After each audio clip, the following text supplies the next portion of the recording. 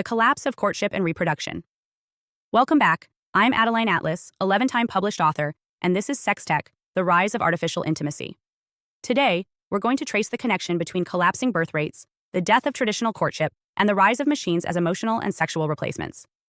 This isn't just a demographic crisis. It's the slow dismantling of humanity's reproductive instinct, masked by the illusion of progress. Globally, birth rates are falling. In over 70 countries, populations are now shrinking. Japan, Italy, South Korea, Canada, and much of Western Europe are all below replacement-level fertility, meaning fewer children are being born than needed to sustain the population. In the United States, the birth rate has dropped to its lowest level in recorded history. Some regions are now decades away from irreversible population contraction. And yet, few seem alarmed. Instead, society has normalized isolation. Romantic relationships are down. Marriage is delayed or abandoned. Sexual activity among young adults is declining, not just slightly, but dramatically. A recent study from the Journal of the American Medical Association reported that nearly 1 in 3 men under 30 hadn't had sex in over a year. Not because of religious abstinence or cultural values, but because they simply opted out. So what's going on?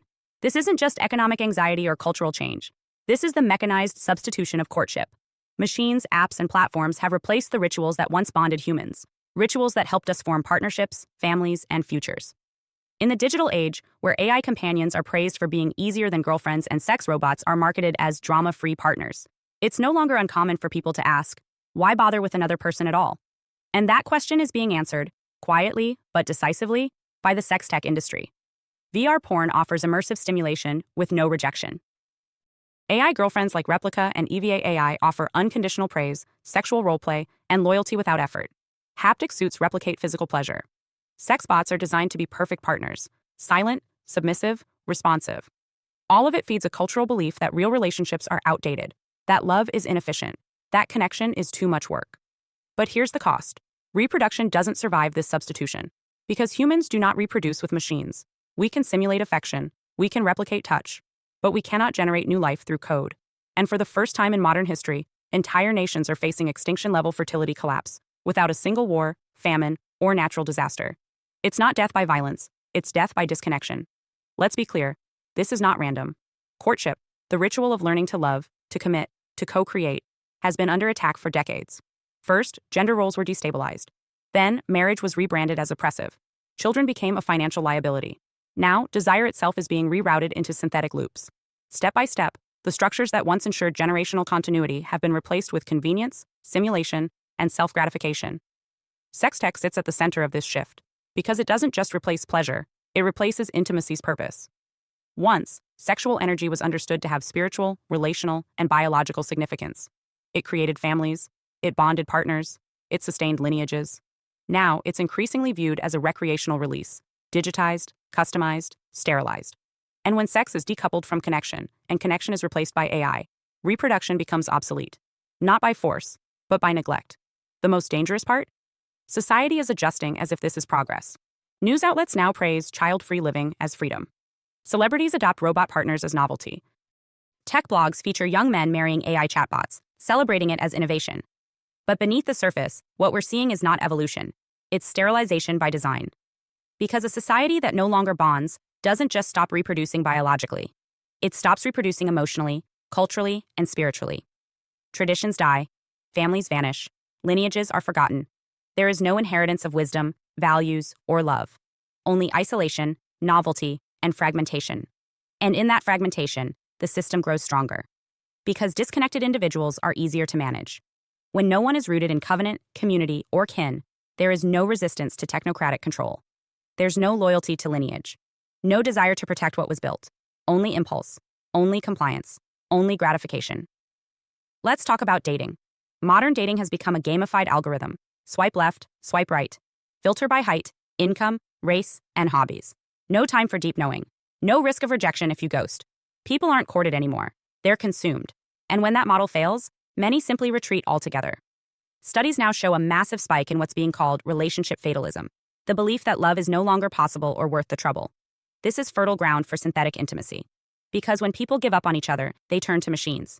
But machines don't challenge you to grow. They don't bear your children. They don't walk beside you in life's hardest moments.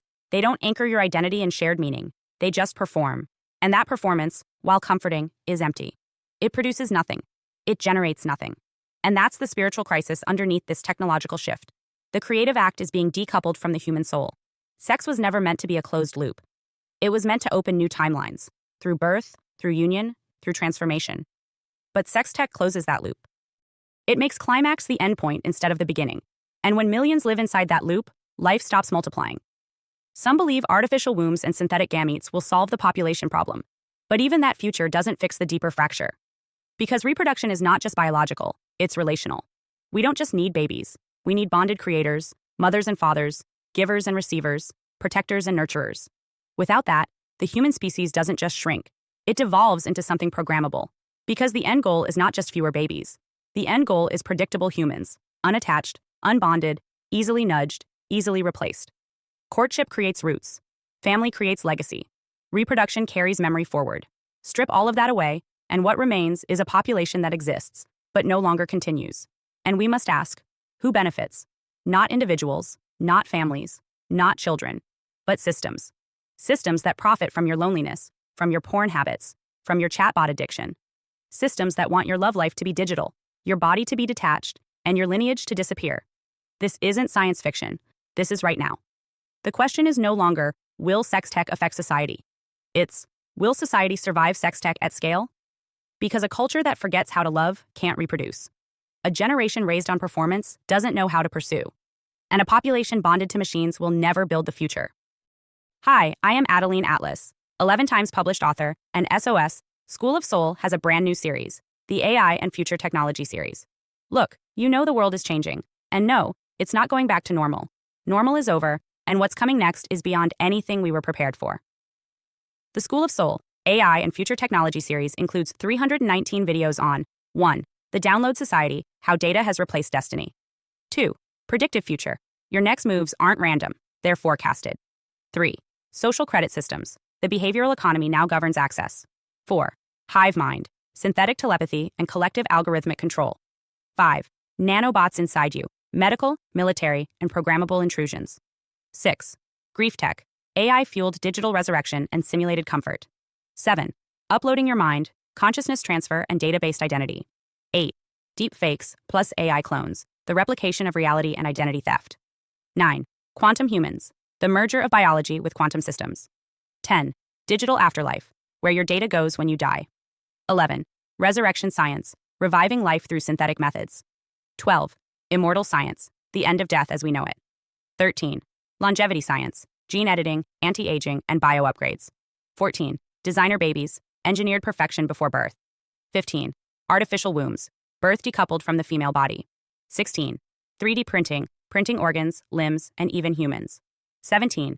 The humanoid era, the rise of synthetic beings among us. 18. Legacy humans, the slow phase-out of unmodified analog people. 19. Smart cities, algorithmic environments that watch and decide. 20. Cloud-based societies, citizenship without borders or bodies. 21. Hackable humans, emotion, memory, and behavior under code. 22. Biometric scanning, your body is your password and your prison. 23. Sex tech, intimacy reprogrammed by machines. 24. Extinction of gender, fluidity, deletion, and design of identity. Every topic is fully explored with real-world technologies, patents, case studies, ethical analysis, and future forecasts. These aren't someday discussions. This is already happening. Join the SOS School of Soul Vault to overstand the future before it's implemented on you.